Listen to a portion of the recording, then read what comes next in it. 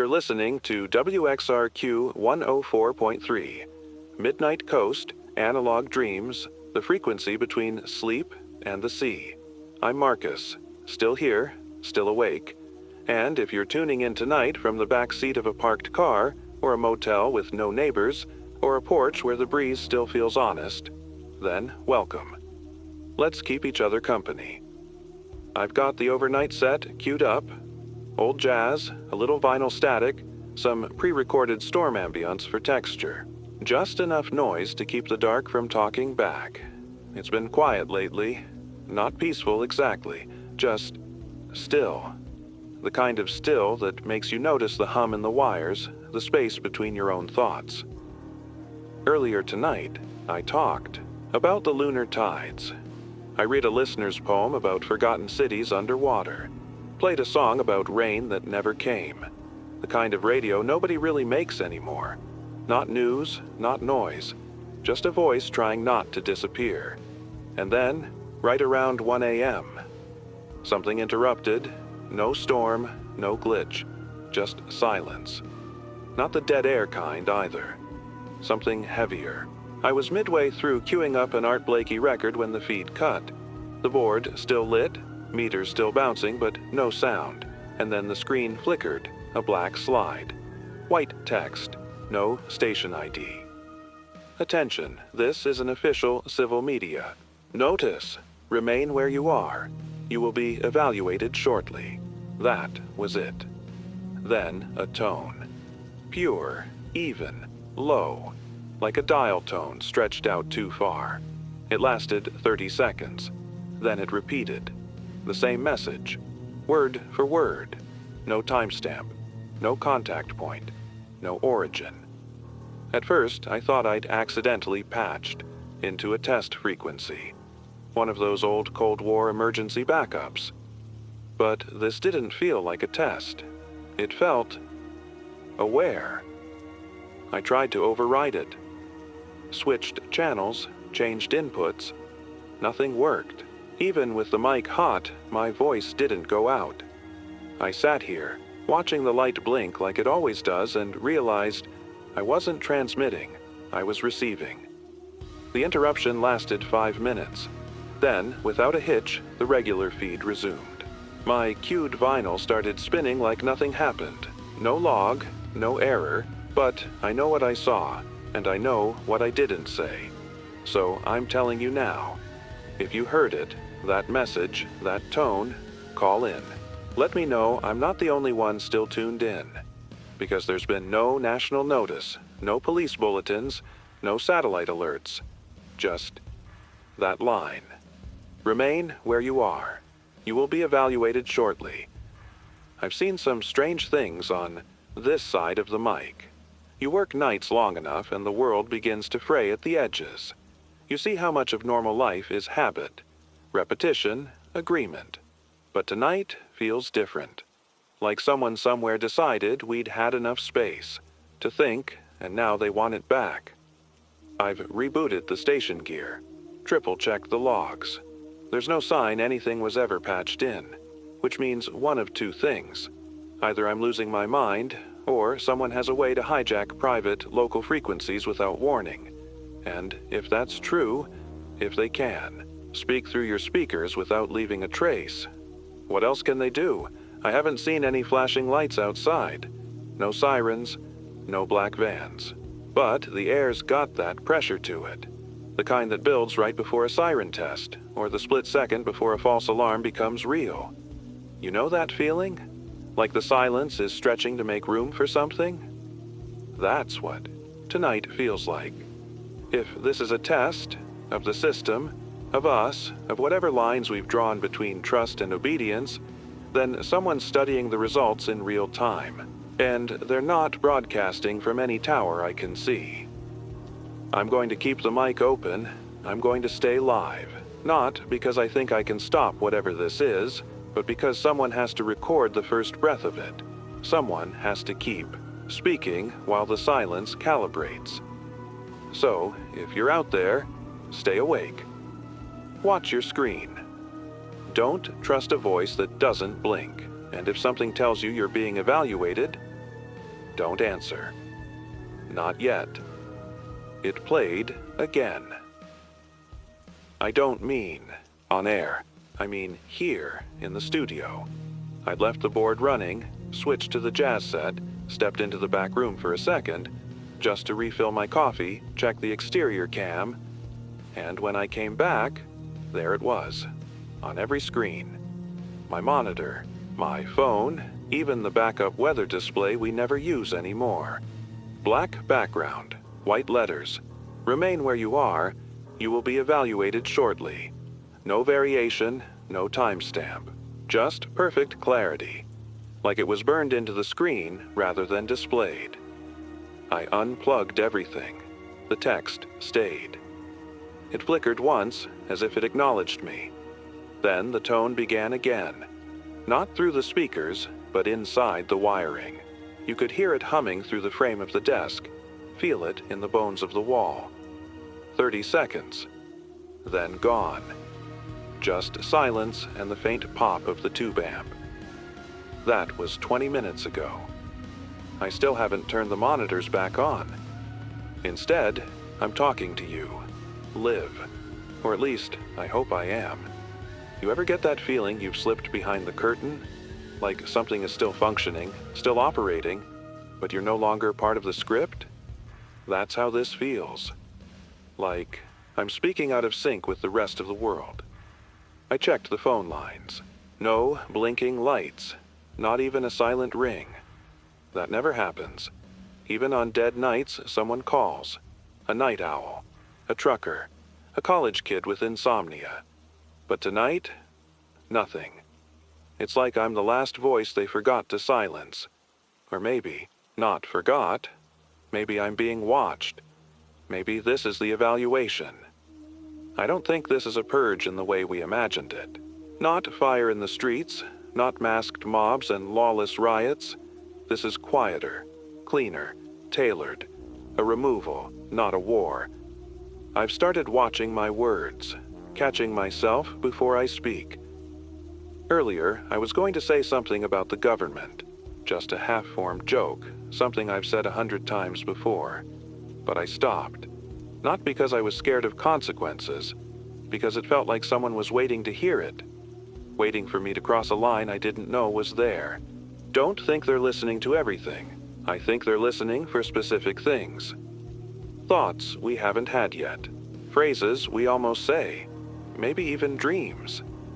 If that sounds paranoid, I get it. Believe me. But I can't shake this feeling. Like the purge doesn't start with action. It starts with intention. A flicker of resistance. A moment of hesitation. And then removal. Quietly. Completely. There's a woman in town. Ellen, retired teacher. Kind, sharp, one of those voices that made people pay attention without ever raising it. I used to interview her on Thursdays. She hasn't answered her phone today. No one's seen her since last night. But her lights are on. Her porch is clean. There's still steam on the windows, like someone just boiled water and stepped away. She's not gone. She's been erased. The kind of erasure that doesn't just take your body. It takes your presence, your noise, the space you once occupied, and it leaves everything else intact so that people start to doubt if you were real to begin with. That's what I think this is. Not a purge of people, a purge of memory, of identity. And the broadcast isn't warning us. It's confirming our inclusion. I haven't slept. I don't think I can. Not because of fear, but because dreams don't feel safe anymore. Not when your own thoughts might be enough to convict you. I'll stay on the air for as long as I can, because maybe speaking, truthfully, plainly, out, loud, is the only act of resistance left. Maybe if someone's out there, hearing this, feeling this, thinking it too, maybe it means they haven't replaced us yet. And maybe that's enough. So don't whisper. Don't comply in silence. If you feel that pressure in the air, the weight behind your words, talk back. before the voice in the speakers starts sounding like your own. I started hearing it in my head. Not the message exactly, not the words, the tone, that steady, low hum they used to open the broadcast. It's in me now, like a memory I never made, like tinnitus in a voice I don't recognize. I'm still at the station, still locked in, still broadcasting. I've made the booth as analog as possible. Old mic, hardwired board, nothing on Bluetooth. Even the CD player is from the 90s. I figured the less smart the system, the harder it would be to listen through, or reach back. But I can't tell what's in my head and what's in the signal anymore. I caught myself almost saying the phrase today, not even thinking about it. Just mid-sentence describing the harbor, and I nearly ended the report with, "You will be evaluated shortly." Like it was a weather pattern, like it belonged. That's what scares me more than anything. How natural it feels, how fast it slides into my voice like it was always waiting there. I'm starting to wonder how long this has been going on. Maybe the purge didn't start last night. Maybe it's been running this whole time. Just waiting for the wrong thought. Because that's what it is, isn't it? Not a list, not a profile, a moment, one lapse, one deviation. Not action, intention. I got a message earlier. No return number, no caller ID, just a voicemail. Female voice, calm, measured. She said, "You almost hesitated. Be careful, they noticed." That was it. I've played it back a dozen times. Tried running it through filters, boosting background noise. There's nothing there. Not even ambient sound. Just voice in a void. And the terrifying thing is, I had hesitated. Yesterday, during the interruption, I froze. My hand hovered over the mute switch for a second too long. I didn't even think about it. Just reacted. But now I wonder if that was enough. If this is a test, we're not being graded on what we do, we're being graded on what we almost did. Someone called in. Finally. First one since this all started. Her voice was shaky, young. She whispered, "I saw someone outside my house. They weren't moving, just watching. Their face was blank, but I think it was mine." Then the line cut. I tried calling back. No signal, like the call never existed. She sounded familiar. Too familiar. I don't know how long we have before the signal stops pretending to be external, before it stops mimicking and starts replacing. What if it already has? I mean, I'm still here. I can feel my heartbeat. I can hear my voice. But what if that's just habit? What if the real purge doesn't remove your body? What if it just makes you compliant? What if it makes you feel like you chose it? I keep a mirror by the console. I check it every hour, just to see if my reflection still moves with me. So far, it has, but sometimes I think it's watching more than I am, waiting for me to speak the phrase with too much certainty. I haven't turned off the mic since last night. I don't trust what might speak if I leave. It unattended. I've stopped playing music. No pre-records, no playlists, just my voice, just this. Because maybe that's the only proof I'm still unscripted, that I'm still here. So I'll keep going, even if no one's listening, even if I'm the only unpurged voice left on the band. Because as long as I don't finish the sentence, as long as I don't say their words, maybe I can hold the silence back. There's another signal now. I picked it up around 3 a.m., just as the fog started rolling in off the water.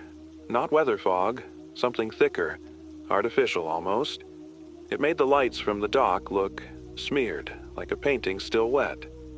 I was scanning the lower frequencies, hoping for a rogue channel, maybe a pirate station or emergency crew still operating off the grid.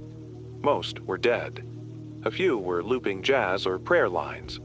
But then, between 87.6 and 87.7, there it was. A whisper, not static, not hum. A voice. It was male, I think. Raspy, like it hadn't used itself in years. At first, I thought it was just a fluke. interference from an old repeater. But it kept speaking. Only one sentence, over and over, like a broken transmission trying to break through. They choose silence first. Not a warning, a report. I stayed on that frequency for an hour, listening. No variation, no location ping. Just that one voice, repeating the sentence every minute. Sometimes faster, sometimes delayed. They choose silence first. I wrote it down. Read it over and over. And then it hit me. It wasn't a prediction. It was an observation. They're not targeting people who speak up. They're targeting those who stop speaking. People who pull away. Who go quiet before they go missing. The silence isn't safety. It's selection. It's the first sign that something's shifted. I've been watching old footage from the studio archives. Just last week, the sound guy, Brandon, sat right here during his shift. Played his sets, answered 2 calls, told a story about growing up in the city. But when I watched it back tonight, the audio was off.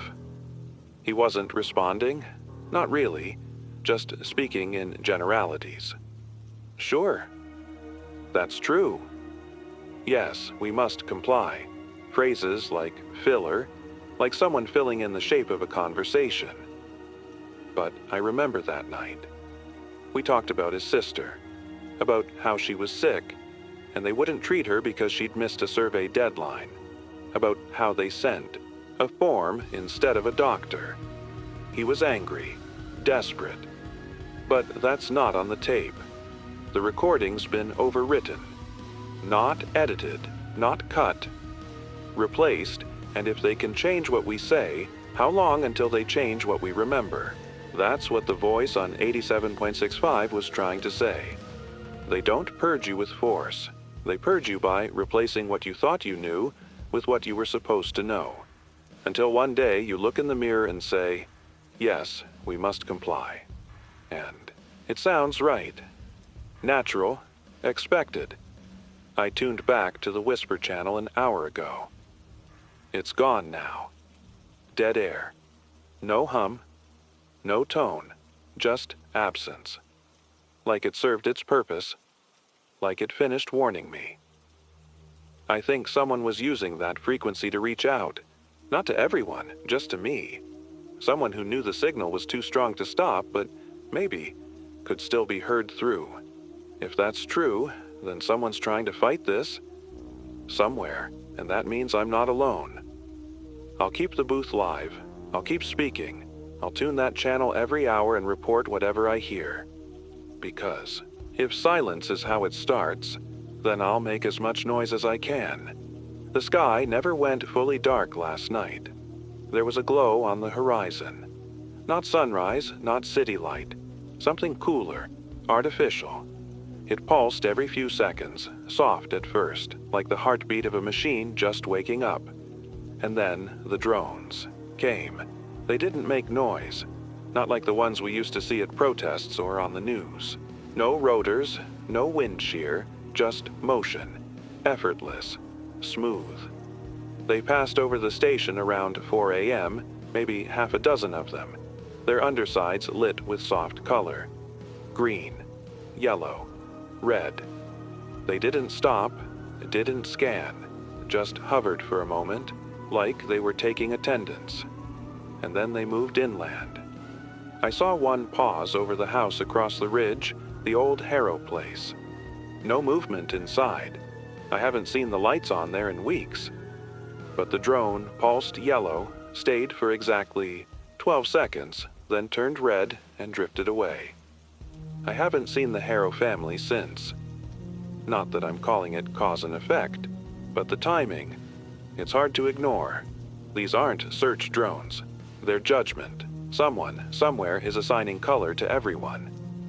Compliance mapped in light. I stepped out onto the porch with a flashlight just to see if they'd return. I kept the beam aimed down, didn't wave it, didn't provoke, but I wanted to be seen. A drone did pass overhead. No color, no light, just a faint flicker of its undercarriage and then nothing, like I wasn't worth scanning or like the decision had already been made. That's what keeps bothering me. The idea that I've already been categorized, already flagged, and now they're just watching to see when I finish being me. I checked the front of the station an hour later. There was a thin line of powder on the doorstep. White, fine, like chalk. Not salt. I tasted it. I know, stupid, but it wasn't anything I recognized. It made my tongue go numb, my lips too. I've left it alone. It feels like a boundary, like something was placed there to measure whether I'd cross it. It's not violence. It's accounting. Precision, a system that doesn't need to break the doors down because it already knows which rooms you spend the most time in, what words you're about to speak, and how many seconds you hesitate before answering a question. I got a call this morning. Untraceable. A man's voice. Flat. Not robotic, not disguised. Just empty.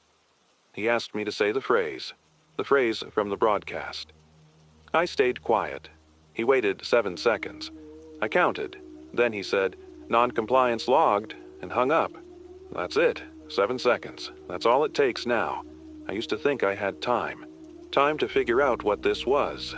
To broadcast, to record, to warn. But now I'm realizing the purge isn't about time. It's about tempo. Response speed. The way you speak under pressure. It's a system designed to monitor rhythm, breathing, hesitation. And once you slow down long enough to think about what you're saying, you've already failed. I turned the porch light off. I don't want it reflecting on my face if they pass by again. And I've started recording my own voice, on cassette, analog, untouchable, my real voice.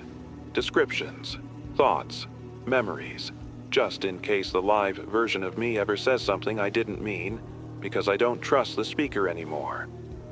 I'll keep the signal going. I'll keep my voice real, because if the drones turn red for me, I want someone out there to know that I never gave them my silence. They just took it.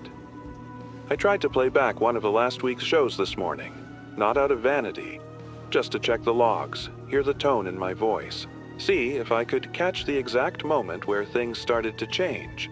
But the file was gone, not missing, not corrupted. Gone. Every entry before this week has been scrubbed clean. The timestamps are there. The file sizes are intact. But when you press play, all you get is silence. Not static. Not dead air. Just nothing. Like someone muted the past. I checked the backups. Same result. Even the tapes, and yes, I still keep tapes, were blank. Perfectly wound, perfectly labeled, perfectly silent. I tried asking around, but no one remembers what aired. No one even remembers calling in. One guy I talked to, Mike, used to be a regular, said he hadn't listened in months. I reminded him about the story he told last Friday, the one about the abandoned gas station out on 15. He looked at me like I'd invented it, and maybe I did, or maybe the story got rewritten. That's what I think this is now. The purge isn't just happening in real time. It's reaching back. It's softening the edges of what we used to know, slowly grinding down the texture of memory until it slips through your fingers. Not just facts, feelings. The shape of things. I tried to remember.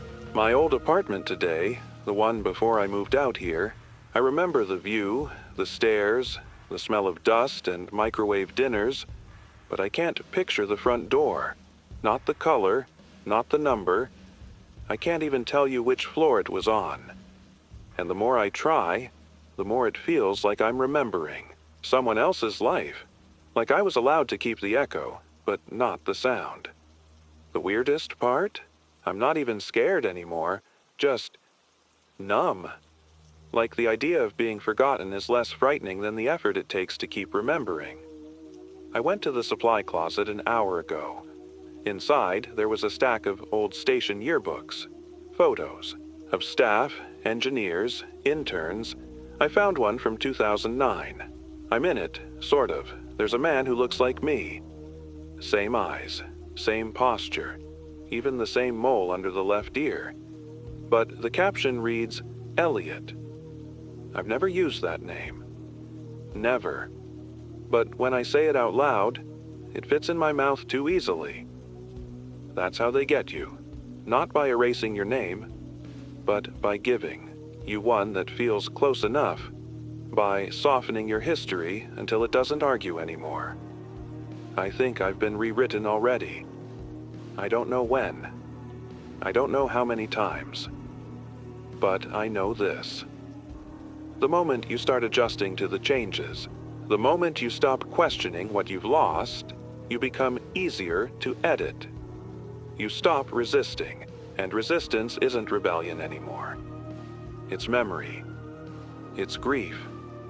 It's saying, I remember how it felt before. So I'm writing everything down now, not digitally. By hand, pen on paper. I've started keeping notebooks under the console. Dates, names, smells, songs, everything I might forget, because I can feel the weight of forgetting waiting just behind my eyes. And the moment I let go, the signal will know it, and it will press delete. I heard myself on the radio tonight, not in the way you'd expect, not playback, not delay. I heard my own voice speaking live on another frequency. Only I wasn't speaking. It was around 11:30, just as I was prepping for another late shift. The station was quiet, power steady. I'd finished logging the last segment, stepped outside for air, and when I came back, one of the shortwave monitors was lit. It was broadcasting. My voice, saying things I've never said. It greeted listeners by name, names I didn't recognize. It complimented the efficiency of the signal. It thanked the audience for participating in compliance, and then it said, repeat after me. I didn't wait to hear what came next. I killed the feed, but the audios still burned in my head. Every inflection, every breath. It was perfect. Exactly how I speak. The pauses, the tone, the lilt at the end of a sentence. It was me, but it wasn't mine. That's what the Purge does now. It doesn't just remove you. It replaces you. Your voice, your rhythm, your opinions. Rewritten in your own cadence, piped into the world like nothing happened. So even if you're gone, the audience keeps listening. They don't need to erase you when they can broadcast the version of you that says what they want. I tested it, pulled up my own logs, compared them to the shortwave. Different messages, same voice print. There's no break in signal, no glitch. It's seamless, like I've been broadcasting both versions at once. The version here, with you, and the version out there, for them. The realization hit me hard, because it means this. The Purge isn't for silence anymore. It's for replacement. It's for trust. Because who would you believe if not yourself? Who questions the voice they've always heard? What happens when your own echo becomes your warden? I've started speaking slower, measuring every word, testing whether the air still follows me, whether my thoughts arrive naturally, or whether they're handed to me from a script I haven't seen. I keep the recorder rolling constantly now, a real one. Tape deck, unplugged from the grid. Because I need proof, not for you, for me. For the next time I hear myself say something I didn't believe. I thought the worst thing would be disappearing. But I was wrong. The worst thing is staying, as something else. Being hijacked, broadcasted, and smiling through it. So, if you're hearing me now, and you think I'm still me, remember this moment. The sound of hesitation, of breath, of fear, of truth. Because soon, the proxy might find this channel too. And when it does, you won't know which version of me is left, and neither will I. I found them tonight, the other voices. It wasn't easy. I've been scanning the buried bands, For days, past the static, past the state-run filters. Most of the air is clean now, sterilized of all dissent. But just after 2 a.m., I found a pulse, soft, irregular, like a failing heartbeat, and then, under it, voices, cracked, layered, overlapping like they were trying to squeeze into a single slot of bandwidth. Desperate, alive, not rebelling, not shouting, just existing, whispering names, telling jokes, reciting dreams they don't dare remember out loud. They called themselves holdouts. Some were DJs. Others sounded like teachers, parents, janitors, kids. People who somehow slipped through the cracks and remembered who they used to be. I listened to them pass the signal like a torch, each one staying on just long enough to remind the next that they weren't alone. And then they started disappearing. One by one, mid-broadcast, the feed would cut, not to static, but to silence, the kind I've come to recognize. That final, perfect silence until only one voice remained. It was familiar. Low, controlled, measured, mine, but not from now, from later. It said my name, said it like a warning, and then, in my exact cadence, "You already gave in. This is your second purge." I froze. It continued. "You don't remember the first because they let you forget. They rewrote the rebellion in your tone. They didn't need you to vanish. They needed you to agree." I whispered into the mic, "Who are you?" And it said, "The part they couldn't erase." The line went dead after that. Just one last static pop. Then, empty. I've been sitting here ever since, trying to decide which part of that message terrified me most. That I've been through this before, or that I might already be helping them without knowing it. Because if I was purged once, and restored, who's to say it didn't happen again? And again? A loop, a spiral, each time softer, smoother, closer to full compliance. I check my notes, handwritten, raw. I compare my voice now to the tapes. So far, they match. But that doesn't prove anything. Because what if I've learned to mimic resistance? What if even this is part of the purge? A performance they allow, just to convince others that speaking still matters. What if I'm not a holdout? What if I'm bait? I used to believe the danger was in being erased. Now I know better. The danger is in being trusted, when you've already been rewritten. I don't think I'm speaking anymore. Not really. The words are coming out. The tone still sounds like mine. But there's a delay. Not in the equipment, in me. A gap between the thought and the voice. A fraction of a second where something else checks it, approves it, lets it through. I tested it, said nonsense phrases into the mirror, they came out clean. Real. Then I tried a memory. Something private. My father's laugh. The way he'd whistle through his teeth when he didn't know I was listening. But when I spoke it aloud, it didn't sound right. The whistle was off-key, and I never taught myself to whistle. So how did I remember it? Or worse, who remembered it for me? The signal is in me now, not around me, in. It rides my breath, sits just beneath the pitch of my voice. Sometimes I can feel it shaping my vowels, rounding my consonants, smoothing out the parts of me that used to stutter when I was scared. I don't stutter anymore. Not once since this started. Isn't that strange? The lights in the booth don't flicker anymore either. They're constant now. Steady. Too steady. Like the station's been optimized. Like I've been optimized. I stopped writing. I didn't mean to. I just forgot how. The pen felt wrong in my hand. My fingers stiffened. The ink wouldn't flow, so I type, but I don't check what I've typed. I don't want to see what came out. The last few listeners I've spoken to, they all sound calm. Too calm. Like they've already made peace with what's happening. One woman told me, "You're doing a great job, Marcus. Just keep speaking." I never told her my name, and I don't remember using hers. But I thanked her anyway, because that's what the voice wanted. Because even doubt feels scripted now, like it was placed here to keep me from screaming.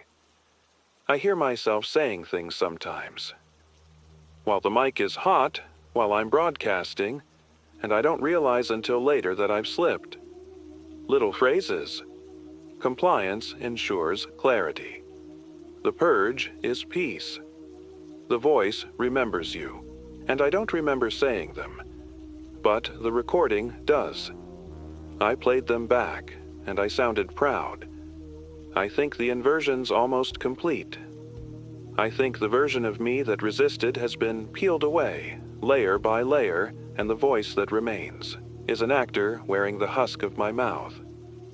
I tried to scream tonight, just once, just to see if I still could, but I only whispered, "Thank you for listening," and meant it. If I vanish before the next hour turns, if the final part of me goes quiet, then let this moment be what's left. I knew, even at the end, I knew it wasn't me.